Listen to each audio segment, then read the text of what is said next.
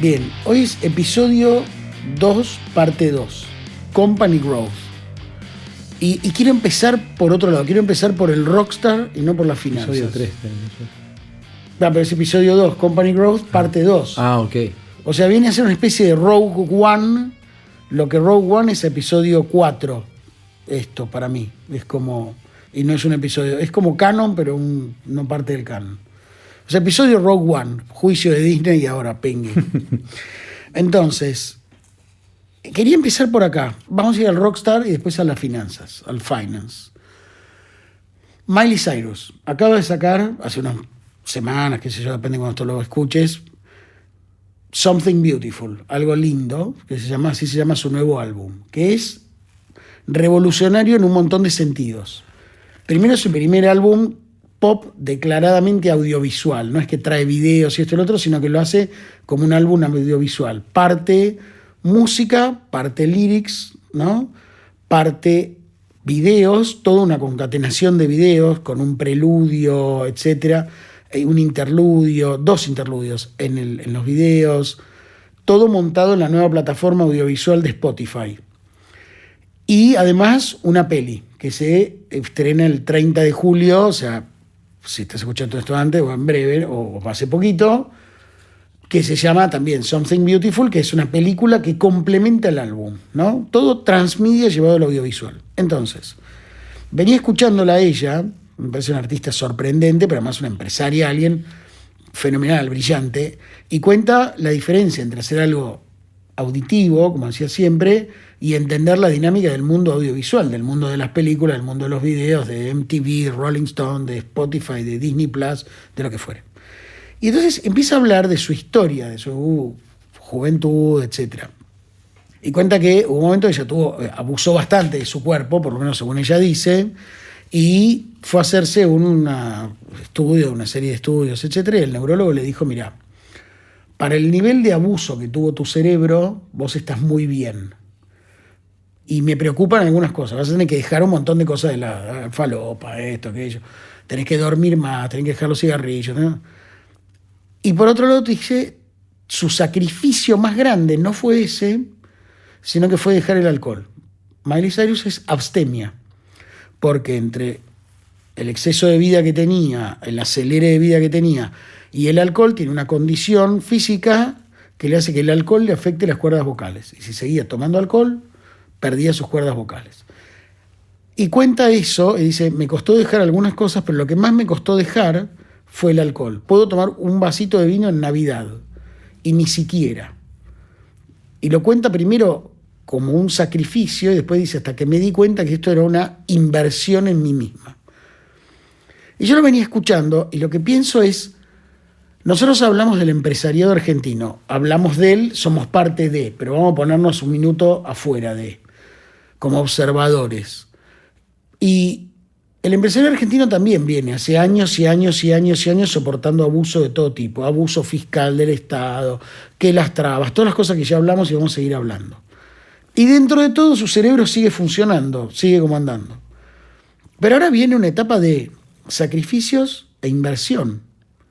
Y yo me pregunto cuánto está dispuesto el empresariado argentino a sacrificar determinadas cosas, no sé qué, no lo sé, las vacaciones, el nuevo iPhone, no lo sé, hacer un viaje, ir a un congreso, ir a un festival, con tal de realizar determinadas inversiones en capital de trabajo, materiales, tecnología, inteligencia artificial, capacitación, salud financiera, lo que sea, con tal de prepararse para esta nueva etapa económica que se viene muy en breve y que ya se está empezando a activar.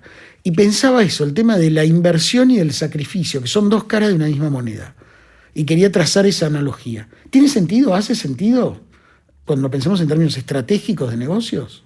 Sí, es pensar un poco el beneficio inmediato o pensar en largo plazo, ¿no? Digamos, correcto, claro. ¿Cuánto tengo que sacrificar hoy para que me vaya mejor después? Uh-huh. Yendo al caso que traías, si hubiera elegido la satisfacción inmediata, posiblemente no hubiera tenido un futuro de mediano plazo. O hubiera tenido que dedicarse a otra cosa. Correcto. Capaz que le hubiera bien otra cosa también, uh-huh. Pero digamos, es otra cuestión.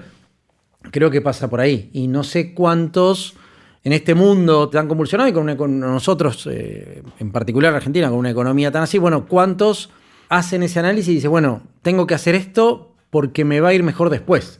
Y el tema ahí pasa porque posiblemente si no hagas eso, a lo mejor te vaya bien en esos primeros meses, pero no sé cuánto comprometes tu futuro o tu capacidad de crecimiento, ¿no? ¿En qué estado dejás o tenés la compañía como para poder seguir creciendo o pasar a otra etapa, ¿no? Me parece que eso es un poco el punto. Porque ahí me viene a la mente una de las palabras claves, que es cuando uno trata de planificar el futuro, que es la palabra riesgo. ¿Cuánto riesgo se toma? El riesgo, el hedge, lo que quieras, que es cuánto riesgo tomo y cuánto riesgo estoy dispuesto a tomar. ¿Cómo estructura hoy una empresa que viene trabajando de determinada manera ese riesgo? Creo que tenés que evaluarlo bien, ver qué acciones y cosas vas a hacer y también cuál es tu plan de crecimiento. Me parece que el riesgo depende mucho de sean tus objetivos y cómo es la estrategia que vas a trazar y con los desafíos que te vas a encontrar. Y ahí creo que es importante esta situación de, bueno, ¿cómo pienso a mediano o largo plazo? ¿Busco rentabilidad, busco crecimiento, busco expandirme a otros mercados? Porque cada una de estas cosas va a tener un riesgo particular. Y me parece que ahí el punto es analizar bien los riesgos, ver cómo los acotás, cómo trabajás, porque riesgo hay en todas las cosas. Riesgo vamos a tener siempre, es inherente a cualquier cosa, es riesgo. Pero el tema es, bueno, cómo lo acotás y cómo te cubrís o tratás de planificar en pos de que ese riesgo no te afecte, ¿no? Ahora, en épocas de alta volatilidad, ¿cómo haces para planificar riesgo cuando es muy difícil hacerlo?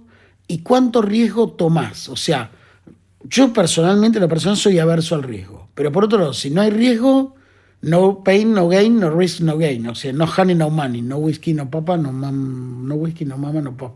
¿Cómo era la de la película? Hay una película, sí, que dice no papa, no mama, no whisky, soda, eso. Entonces, no pain, no gain, no money, no honey, que es más famoso, y no papa, no mama, no whisky, soda. Es de Good Morning Vietnam, creo.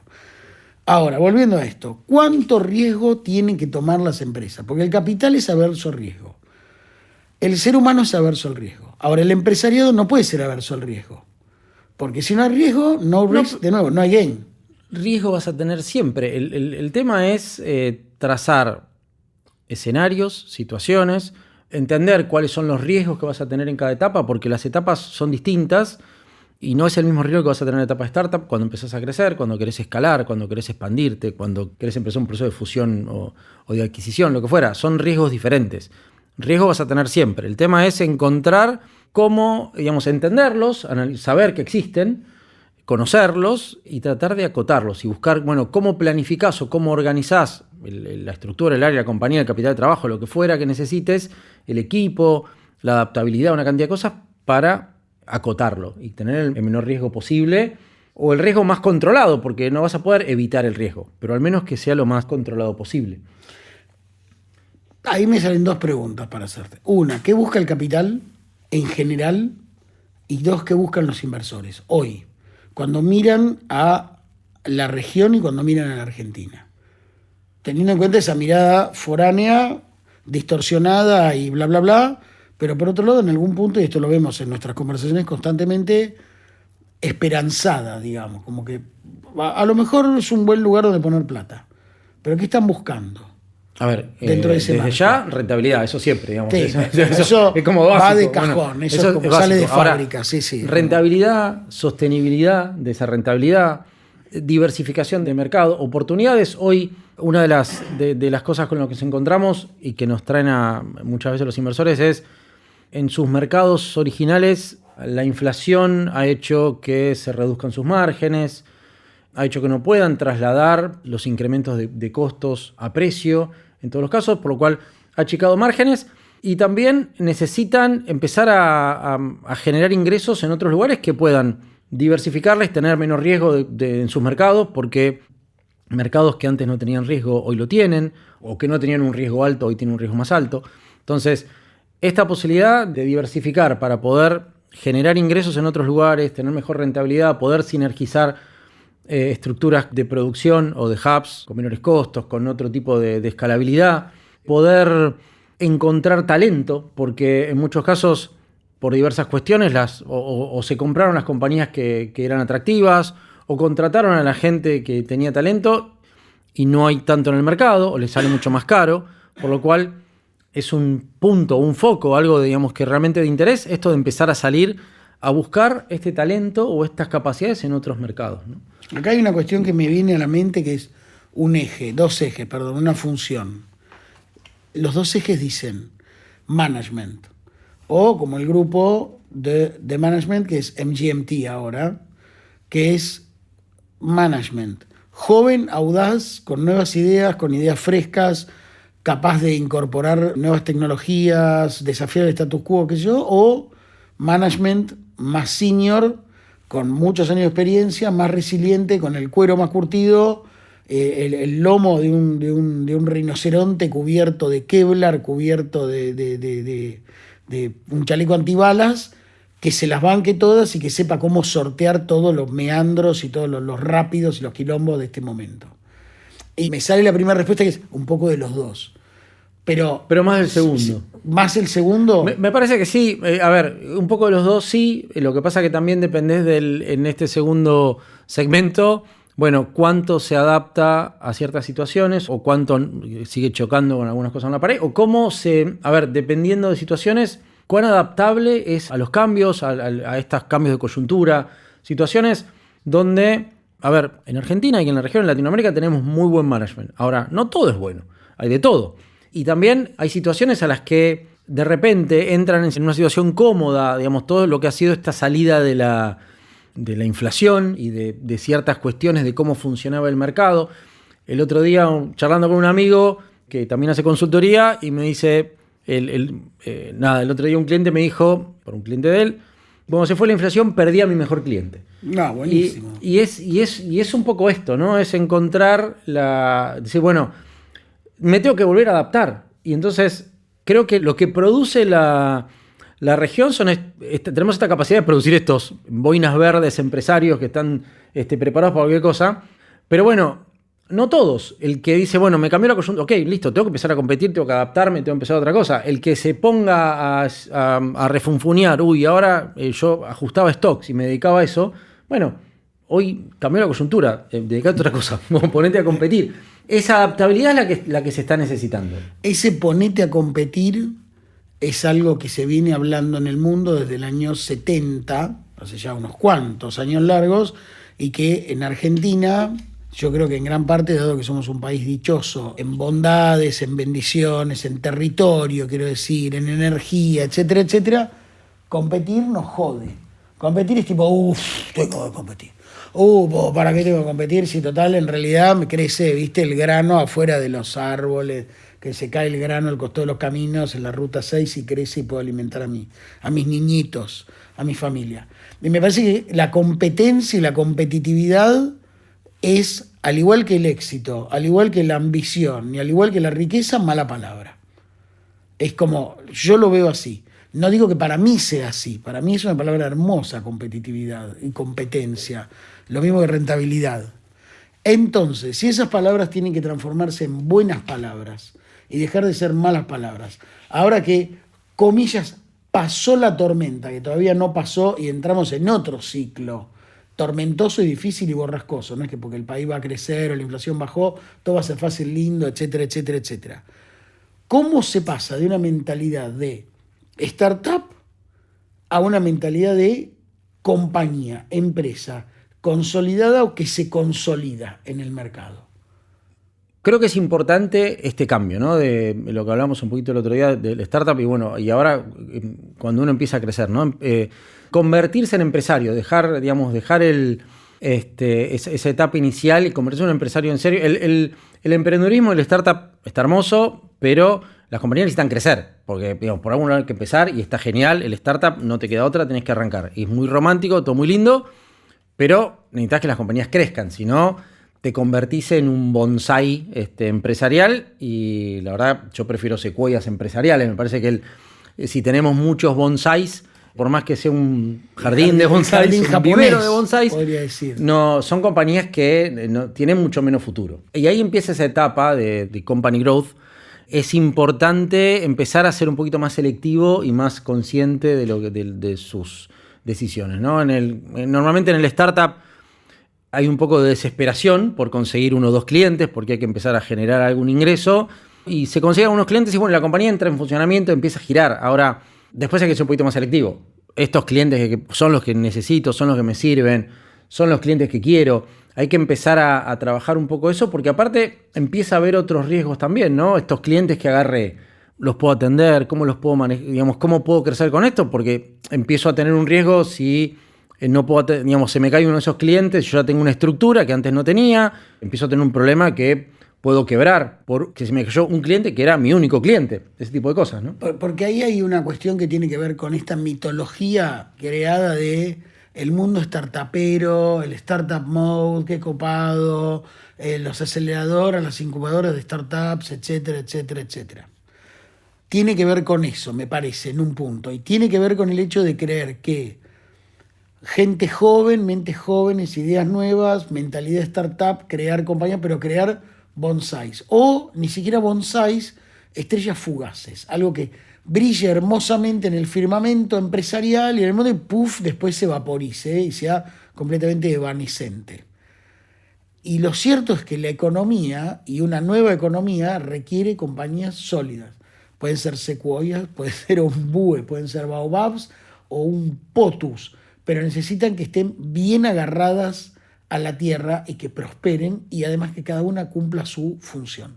Y yo lo que creo que tiene que ver eso es, cuando una empresa está en modo startup y sigue con mentalidad startup, cualquier cliente que agarra le viene bien. Es tipo, wow, boludo, ganamos un cliente, no, qué copado, ganamos un cliente, y ponen en LinkedIn, y ponen en las redes, y salen en los medios, sí, no, porque ganamos a este cliente, ¿y qué ganaste? La verdulería de acá a la esquina. Carmelo el verdulero. Y vos decís, todo bien con Carmelo el verdulero, pero no sé si es un cliente rentable, no sé si es un cliente que te sirve, no sé si es un cliente que va a funcionar a futuro o que tracciona nuevos clientes, etcétera, etcétera, etcétera. Y ahí viene una cuestión que es fundamental, que es cuán rentable y útil le es ese cliente a esa compañía.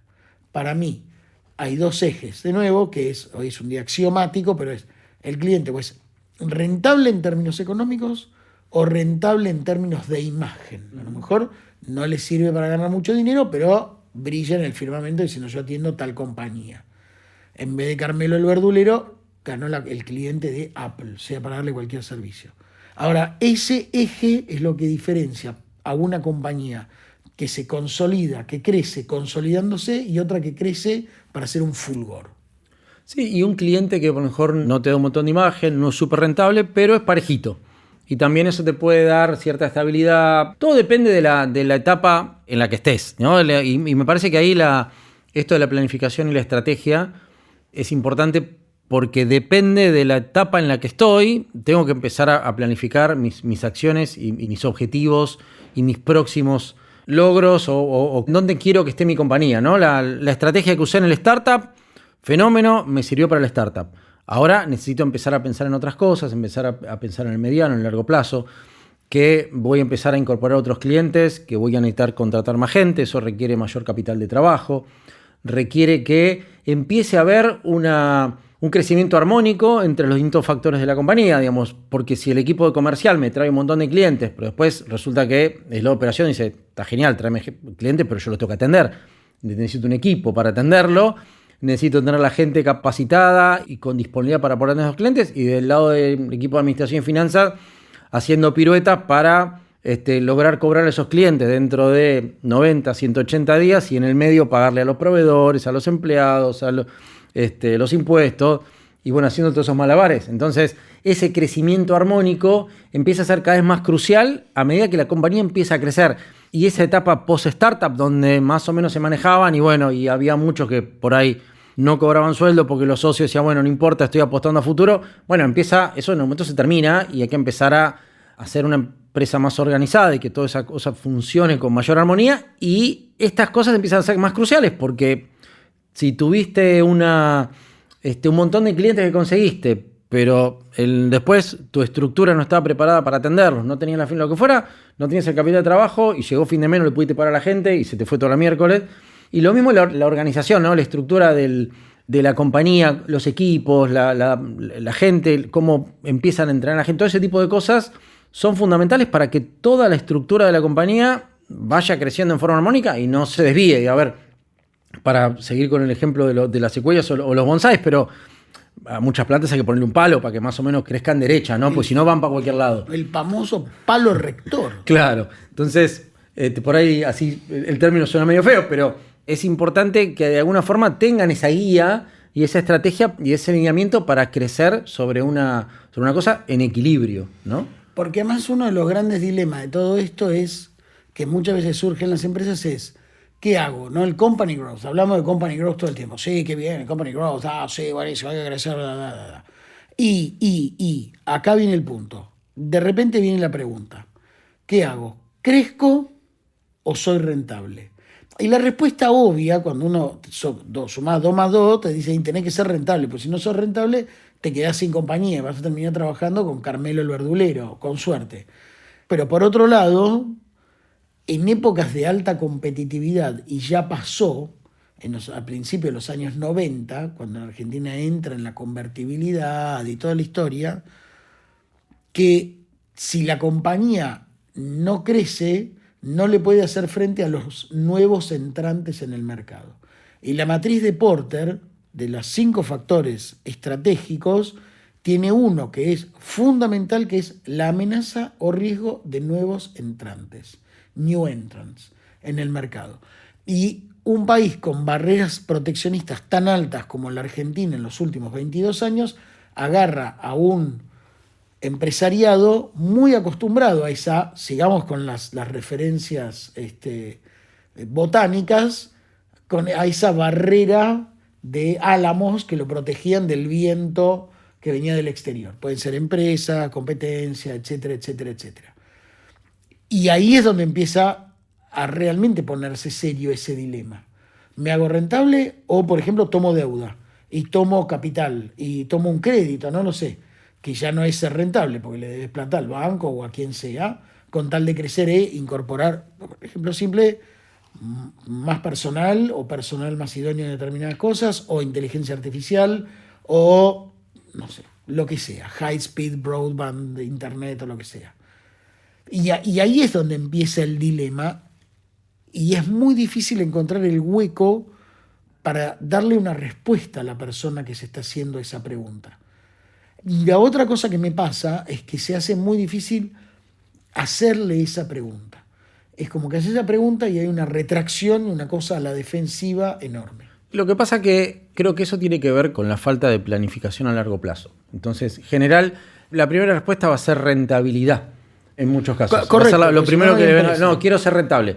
Ok, pero como decías, ser rentable hoy, puedo no ser rentable mañana si mi competencia mejoró, si hay otros que están haciendo lo mismo que yo. Ya empiezo a perder esa ventaja competitiva que tenía porque ahora lo que hago no es muy diferente a lo que hace la competencia porque los otros juegan también. Entonces, estábamos haciendo algo con un determinado nivel o podíamos ser más eficientes en determinados costos, en algún momento el otro o la competencia evoluciona y podemos empezar a perder ese lugar en el mercado, podemos empezar a perder ese lugar que teníamos en la mesa chica de decisiones del cliente. Empezamos a perder a lo mejor un lugar porque quisimos maximizar esa rentabilidad, o lo que hablabas al principio de Mauricio, digamos, la satisfacción inmediata. Entonces yo busqué la rentabilidad hoy, pero sacrifiqué mi futuro y no pensé en el crecimiento, en lo que tenía que invertir en el equipo, lo que tenía que invertir en tecnología, lo que tenía que cómo prepararme para estas cosas. Muchas veces nos encontramos con que no se prevén estas cosas y van dejando contingencias, riesgos, un montón de cosas abiertas que en algún momento la cuenta te llega y te genera una complicación porque atenta contra tu crecimiento o tu continuidad como empresa. No se le pone énfasis en muchas compañías que están arrancando, bueno, todo lo que puede aportar el Departamento de Recursos Humanos, por ejemplo, digamos convertir una cosa en un equipo estratégico que ayude, que prepare, no solo que busque el talento, sino que ayude a desarrollar el propio, ¿no? Una cantidad de cosas que hacen al crecimiento de la compañía pensada en una etapa de mediano y largo plazo, no en el proceso corto de rentabilidad, que, a ver, obviamente es ideal que en todas las etapas uno tenga rentabilidad, pero me parece que la rentabilidad lo que te marca por ahí la última etapa de cada una de las etapas, ¿no? El último tramo de cada una de las etapas. Decir, bueno, fui creciendo, ahora mejoré, me hago más eficiente, empiezo a mejorar todos mis recursos, todo esto funciona, genera una rentabilidad. Ahora tengo que empezar a pensar en la etapa que sigue, por lo cual parte de eso tengo que empezar a reinvertir o ver cómo manejo para poder crecer y buscar esa sostenibilidad en el largo plazo. Y luego tendré una etapa donde dejo de ser tan rentable para poder pasar a otra donde soy más rentable con volúmenes mayores, con una escala, si en la primera ganaba 1, en la otra tengo que ganar 5. Pero tiene que tener esa escalabilidad y a lo mejor para poder pasar de 1 a 5 tuve que bancarme algunas donde estaba en un punto de equilibrio o ganaba menos para poder empezar a ganar más después, ¿no? Ahí es donde uno empieza a pensar en... Nosotros estuvimos navegando a ciegas durante 22 años, como barcos en la noche. Y mal que mal, veíamos las luces de otro y adivinábamos si era otro barco, un puerto, un faro o algo por ahí. Si no, le damos para adelante. Ahora empezamos a entrar en una ruta, pero tampoco es una autopista noruega, digamos. No hay mucha luz, antiniebla y esto y aquello y radar y pa. Vamos más o menos como en la ruta 6 de noche, ¿sí? Y con los rastrojos, los pozos, los perros que se cruzan y todo. Y ahí es donde uno tiene que bajar un poco la velocidad, pensar lo que hace, ser muy activo y poner las luces altas. Y esa es la metáfora que se me ocurre en este momento. Es momento de encender las luces del auto y encender la luz alta. Y me parece que hay poco tiempo todavía del empresariado para sentarse a poner esa luz alta y decir hacia dónde estoy yendo. Y no solo hacia dónde estoy yendo, sino hacia dónde quiero ir. Porque si no sabemos a dónde queremos ir, mal podemos llegar a un buen lugar. Podemos llegar a un buen lugar, a un lugar mediocre, a uno malo, etcétera, etcétera, etcétera. Y una cosa muy difícil de definir es qué significa crecer. Vos hablabas de recursos humanos, el área de recursos humanos. Si vos le preguntas a alguien de recursos humanos qué significa crecer, muy probablemente te diga contratar más personal o contratar personal idóneo o personal más adecuado a determinadas cosas. Le preguntas a alguien de finanzas, te va a decir, y mira, ser lo más rentable posible. Y así sucesivamente. Le preguntas a alguien que su trabajo es ejecutar CAPEX, va a decir, no sé, comprar, como tiene acá Nacho, nuestro productor estrella, guitarras, órganos, parece esto, es el Movistar Arena. Hasta la pandereta. Una pandereta y todo. Vamos a poner una orquesta, la orquesta estable. ¿Sí? Porque su trabajo es ejecutar CAPEX para lograr determinados resultados. Y va a decir, crecer es, no sé, crecer en audiencia, o crecer en clientes, o hacer presentaciones a clientes, o captar nuevos clientes, lead generation, funnel, lo que quieras. Si tuviéramos que definir 2-3 variables en este momento que estamos grabando esto, que es fin de julio-agosto de 2025 en Argentina, ¿qué significa crecer y qué va a significar crecer en los próximos 6 meses? De todo este gigantesco, inmenso abanico que es crecer para una compañía. Es una pregunta difícil, pero Thank you very much. Vamos a intentar por eso la hago y no la respondo. Algo. Claro, a ver, me parece que una de las cosas que miraría, y acá me pongo el sombrero de consultor de M&A. Me parece que ahí una de las cosas es mirar en forma integral, ¿no? Decir, bueno, por un lado, ¿qué valor le estoy aportando a mis clientes? ¿Cuánto me sigo diferenciando? ¿Y cuánto sigo siendo importante para mis clientes? ¿Cuán estratégico sigo siendo acá?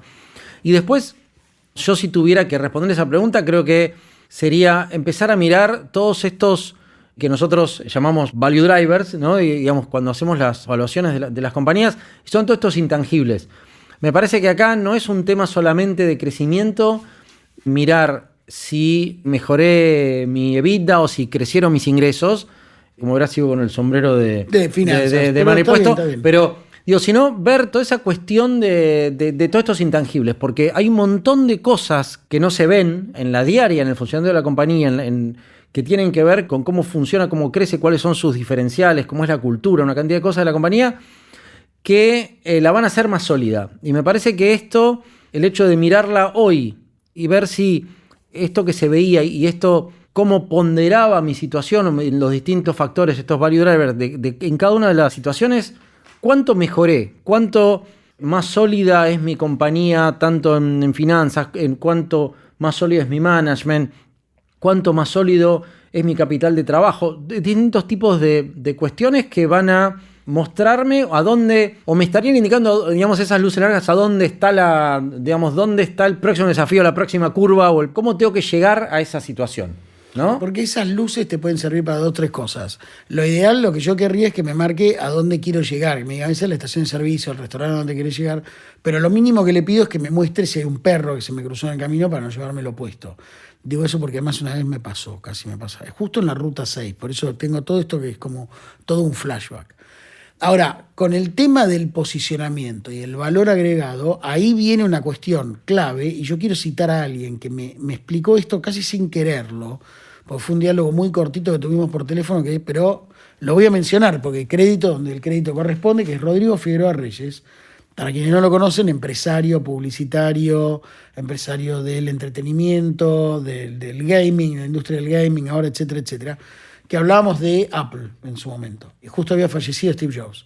Y hablamos de Apple y lo que significaba Apple en términos no solamente de grandes productos, sino de ícono cultural. Y él me dijo, lo que pasa es que este tipo se pasó los últimos 35 años de su vida puliendo la manzanita. Pulir la manzanita. A mí me quedó la frase, pulir la manzanita. Pulir la manzanita no era solamente un lindo branding, una buena marca, sino que tiene que ver con todo lo que hace al proceso de marketing. El desarrollo de buenos productos, el desarrollo correcto de plaza, del placement, de cómo les llega, a dónde están mis clientes, a qué cliente les llego y cómo les llego a esos clientes que selecciono de ese amplio mundo llamado mercado, de cuál es el precio que hace a la rentabilidad. O pues si no pongo el precio correcto a mis servicios, nunca voy a poder ser rentable, voy a perder plata o voy a estrangular a la gallina de los huevos de oro. Y finalmente el tema del branding. Y a mí me da la sensación, tengo siempre esa cuestión de que valor agregado en muchos sentidos, en muchas compañías se confunde, se confluye solamente con el tema de branding, con el tema de crear una buena marca. Y que hay que pensar el marketing en términos muchísimo más grandes y muchísimo más amplios que solamente crear la marca. El valor agregado, que el marketing, la función del marketing es crear valor en un proceso de creación de valor, tiene que ser un proceso visto integralmente. No es para ponerme un sombrero de marketing, estoy hablando de Value Added Proposition, que es función de un área de marketing crearla. Y ahí es donde se tienen que alinear todo el resto de los factores que hacen en la compañía. Sea finanzas, sea recursos humanos, sea CAPEX, sea OPEX, sea capacitación, servicios generales, lo que vos, manufactura, logística, lo que vos quieras. Porque si no estamos agregando valor, corremos el riesgo muy serio de pasar de ser útiles, irrelevantes, a ser simplemente interesantes. Y totalmente prescindibles. Y después, exacto, y después un día nos encontramos con que somos, como la película, expendables. Sí, me parece que es importante para las empresas todo el tiempo estar haciendo una pausa y analizando periódicamente su FODA, sus riesgos, qué objetivos se cumplieron, qué cosas requerían, cómo estaban sus procesos, no sé, todo tipo de cosas. Bueno, qué necesitaba en esta etapa, qué necesito para la siguiente, cómo, digamos, llegué hasta acá, bueno, ahora la próxima etapa, qué necesito. Me parece que ese tipo de cosas es algo que es válido en la vorágine del día a día de cosas, que hacer esa pausa, ¿no? Para ir resolviendo y en conocer cuáles son los desafíos y la problemática que se van a encontrar en cada una de las etapas. Y me parece que eso ayuda, digamos, conociendo las cosas o con qué uno se va a enfrentar, y esto de que hablabas de las luces largas, sí, bueno, cuáles son los próximos desafíos, obstáculos, qué viene. Viene la curva, viene un lomo de burro, viene el perro que te hace traer pesadillas de noche. ¿Con qué nos vamos a encontrar? Y bueno, y ahí viene esta cuestión de decir, es una etapa donde, ¿cuáles son mis riesgos? Tengo mucha concentración en un cliente, no estoy pudiendo generar ingresos, tengo la información económica, financiera que tengo no es buena, no sé muy bien cómo me están yendo las cosas, tengo clientes que agarré, que los creía rentables, pero resultaron que cuando financieramente no terminó siendo tanto, y eso me está generando un problema que no estoy viendo, no puedo escalar el equipo, se me hace un embudo con algunas cosas. Me parece que todo ese tipo de cosas que son problemática común de las compañías en estas etapas de, bueno, no tengo un buen benchmarking para compararme con otros, saber qué es lo que está pasando. Todo ese tipo de cosas son riesgos que enfrento, pero aparte son problemáticas comunes, entonces, de la etapa en la que estoy. Creo que eso es una herramienta en la que los empresarios deberían decir, bueno, a ver, ¿qué pasa con las compañías de esta etapa? Pasa esto, esto y esto. Bueno, ¿cómo nos enfocamos y tratamos de solucionar esas cosas para pasar a otras etapas que vendrán otros capítulos de podcast de scaling o expansión, otro tipo de cosas, pero... Esto no termina. Claro, este es el... Abrimos la caja de Pandora. Es el teaser para los próximos, Sí, pero sí. de empezar a solucionar las problemáticas de esta etapa, los desafíos y cómo prepararme para las que vienen, ¿no? Porque esto que hablábamos antes, a lo mejor hasta acá llegué bárbaro y tenía estas características, me hicieron... Ahora el resto juega también y mi competencia se va adaptando y va mejorando. Y ya por ahí lo que hago no pasa a ser tan distintivo como antes, o empieza a haber otra competencia, por lo cual mi rentabilidad empieza a bajar, porque tengo que ajustar precio, tipo de cosas que, bueno, tengo que pensarlas y planificarlas en este abanico de distintos escenarios para poder sobrellevar esta etapa y prepararme para la que viene, ¿no? Cerremos con esto. Hemos hablado de bonsais, de árboles, ahora las metáforas, hoy es el episodio metáfora. Crecimiento de una compañía. Pasar de startup, primero mental, después actitudinal y después corporativamente, a una compañía solidificada. Todo muy bien hasta ahí. Trampas. ¿Cuáles son las trampas que hay en ese proceso? Trampas, riesgos, peligros y sobre todo autotrampas y autosabotajes que se vean más habitualmente en esta etapa.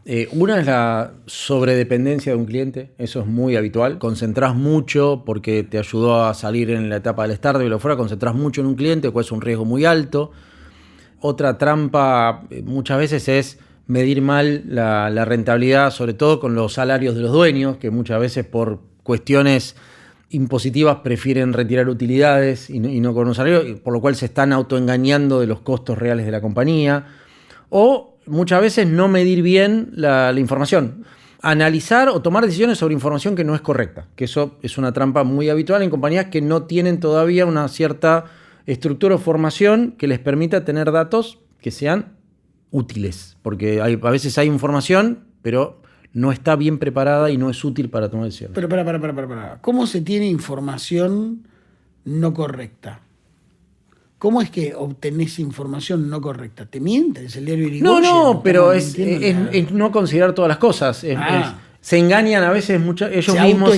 Se autoengañan porque no meten todos los costos, porque no consideran todas las cosas, porque no analizan bien el efecto financiero de la situación, solo el económico. O esto de si ese rol o esa función la estuviera haciendo una persona externa, cobraría una determinada plata, como lo hace el socio, no, está cobrando menos, pero la rentabilidad no es la real. A eso me refiero con información que no es certera, ¿no? Entonces teníamos concentración en un cliente, si el palo de la carpa de circo, que si se cae, se voltea, se viene todo abajo y se aplastan los elefantes, lo que sea. Mala información o falsa información y autoengaño, deliberado o no.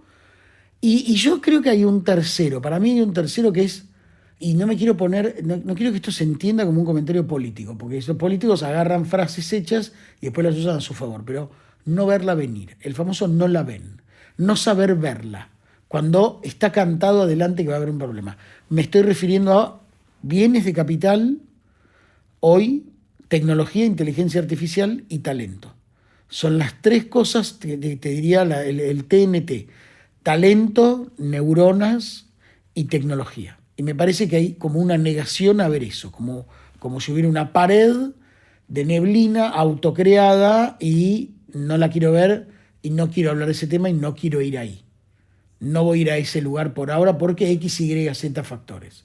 Probablemente porque sacan de la zona de confort. Eso es lo que yo veo mucho. Sí, puede ser, y porque requiere una inversión para obtener esa rentabilidad futura. Entonces, muchas veces, bueno, esto, y me cuesta toda esta guita, no, entonces no lo voy a hacer. Pero lo que pasa es que el no lo voy a hacer, bueno, me va a hipotecar mi futuro. Ok, ping pong, rapid fire. Dale. ¿Rentabilidad o crecimiento? Crecimiento. ¿Capital humano o tecnología? Capital humano. ¿Inteligencia artificial o branding? Inteligencia artificial. ¿Inteligencia artificial para automatización o para estrategia? Para automatización. ¿Automatización para aliviar tareas o para reemplazar personal? Para aliviar tareas. ¿Tomar crédito, riesgo bancario o no tomar crédito, riesgo bancario? Sí, tomar crédito depende. Ahí me la hiciste y porque depende de la situación. Pero bueno, tomar crédito, sí. Management, antiguo, plus 50 o joven, 20 a 30. Me quedo con el plus 50, pero por un tema de Estás explicando mucho para un rapid fire, pero está bien. Claro, pero bueno. Última. Sin teleprompter y con errores, como Taylor Swift, o con teleprompter en el concierto y sin errores como Beyoncé. No, sin teleprompter toda la vida. Digamos, sí. Como diría Taylor Swift, karma is a god. ¿Qué te parece si cerramos este episodio con una frase de Ozzy Osbourne? Tuvimos que matarlo con nuestras propias manos. La dejo picando. Si alguien tiene la referencia de dónde es, pues te hace referencia, meta referencia. No es Black Sabbath, es Ozzy Osbourne, pero si alguien tiene la referencia de dónde es, yo personalmente le invito a una cerveza. ¿Deal? Dale, perfecto. Bien. Che, Pato, hablamos un montón y no dijimos los créditos. Típico. Nos produce Caja Mágica Estudio con nuestro productor Ignacio Arbojo. Somos Patricio Cavalli. Matías Tejero. Pueden encontrarnos en redes sociales, sobre todo en LinkedIn, como Patricio Cavalli. Matías Tejero. Y las páginas web para buscarnos son Moore Business Embassy y Finance Rockstars. Para este podcast específico, financerockstars.net. En todas las plataformas donde escuches tu podcast